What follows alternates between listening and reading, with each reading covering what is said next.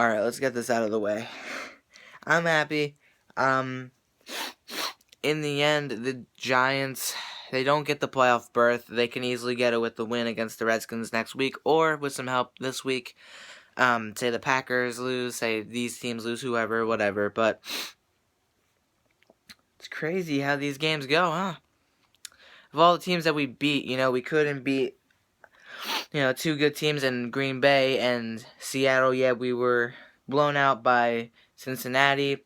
We lose a close one to one of the best AFC teams, or at least wild card teams, in Baltimore, who's fighting for that one on a Thursday night, but on a Sunday night Christmas game against the Steelers. We lose by 1 point, and then this week we come out right out of the gate, back-to-back touchdowns.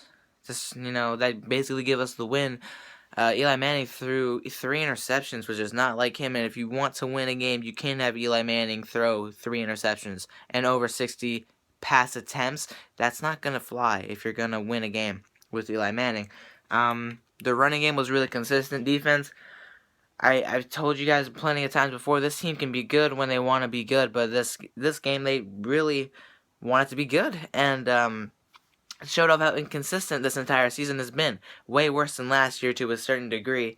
Carson Wentz, he got hit pretty hard on a roughing the passer penalty. It was really unnecessary the way he got slammed down to the ground, his head banging against the turf. He came back, though. Chase Daniel showed off that he can be reliable sometimes. He made a pretty good maneuver and managed to, flip a pass to Ryan Matthews.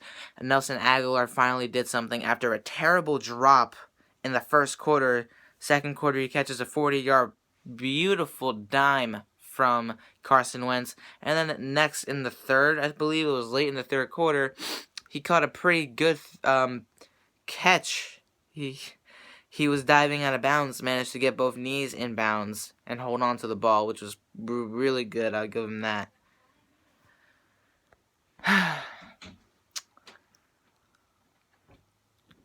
Ryan Matthews, I think he had a stinger injury later in the game, I'm pretty sure.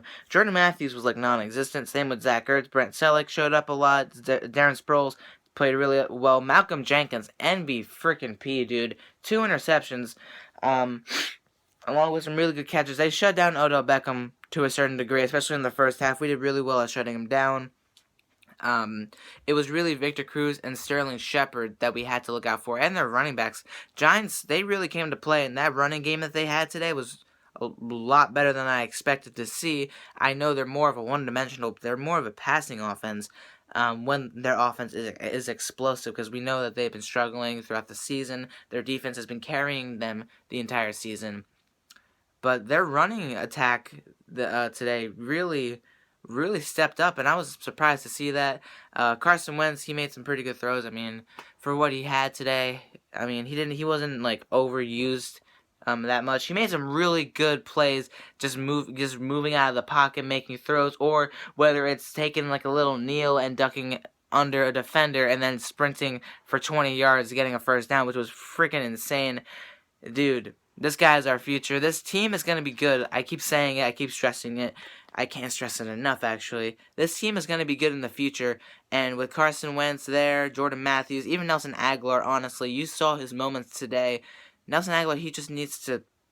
I don't know what exactly is up with him and how inconsistent he is. But you saw it today. He can make plays happen. And I really enjoyed seeing him make those plays happen after I was really starting to doubt him, because one play I'm saying, okay, he needs to go sit down. The next play I'm like, wow, 40-yard catch, let's go. He was behind the secondary in a flash. It was pretty crazy, and I feel that's the way that Doug Peterson needs to use him. Instead of more inside, you got to really use him as a vertical threat, because he can run. The kid can run, and we saw it against Cleveland. He can run up the field and make a catch. And we saw it again tonight. He can do things like that.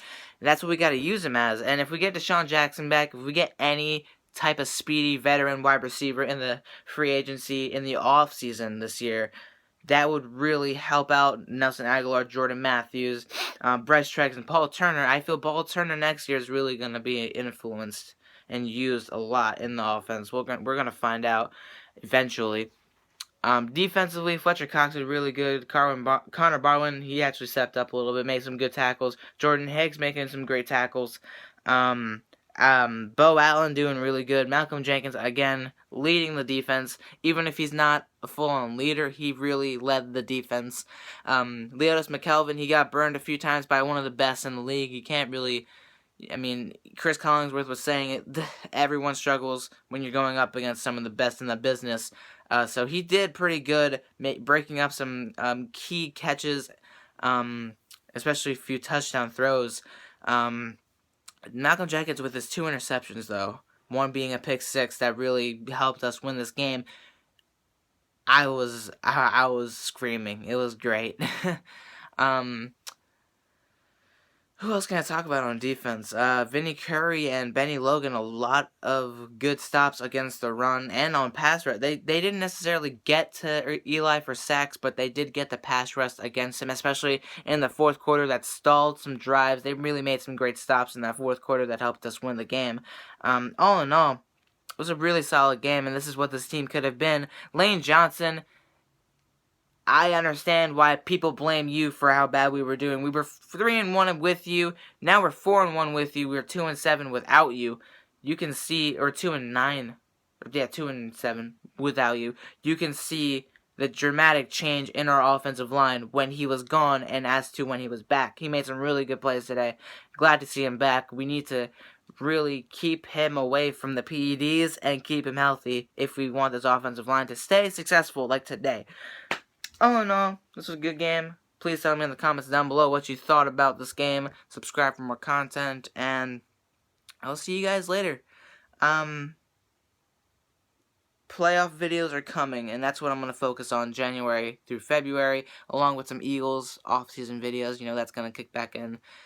And yeah, I'll talk to you guys later. Have a great Friday, since this is going to come out at 12 a.m. See you guys.